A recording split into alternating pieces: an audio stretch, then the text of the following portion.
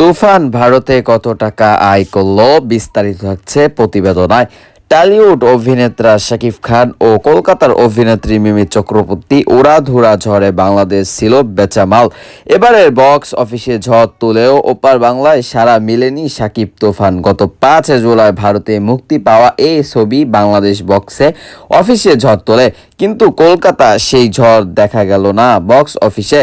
মুখ খুবড়ে পড়েছে ছবিটি। শুধু বাংলাদেশ নয়, Dubai, Australia, America, Canada, Singapore বেশ কিছু দেশ থেকে বাংলাদেশ ছড়িয়ে ছিটিয়ে আছেন। সেখানে ভালো প্রতিক্রিয়া পেয়েছেন তুফান নিয়ে। তবে ব্যতিক্রম পশ্চিমবঙ্গে। তাই বাংলাদেশের সুপারস্টার শাকিব খান প্রশ্ন, উত্তম কুমারের শহরে কেন বাংলা ছবি দেখে না মানুষ? এবার পশ্চিমবঙ্গ হতাশ করলো তাকে। রায়হান রাফি পরিচালক তুফান ছবিটি শাকিবের পাশে উড়াধুরা মাইয়ার মিমির দেখা মিলেছে। টলিউডের তুফান নিয়ে নির্মাতার তুমুল প্রত্যাশা থাকলেও তার সিগা ভাগ ও পূরণ হয়নি কলকাতায়। বাংলাদেশের এই ছবিটি টিকিট পেতে সেখানে মহামারী লেগে যায়। সেখানে চিত্র কলকাতায় হলগুলোতে রীতিমতো মাসি তাড়াচ্ছেন হল মালিকারা।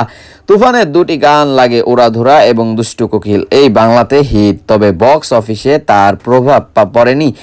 ব্যবসা নিয়ে এখনও কোনো আনুষ্ঠানিক ফিগার সামনে আসেনি। তবে প্রথম 5 দিনে ভারতে এ ছবি ব্যবসা করেছে মাত্র 7 লাখ টাকা, অর্থাৎ 10 লাখের গুণীয় পর করতে পারেননি শাকিব খান। যদিও বাংলাদেশ ও বিশ্বের অন্য প্রান্তে ব্যবসা মেলাতে এই ছবি নাকি 35 কোটি গুণী পার করে ফেলেছে।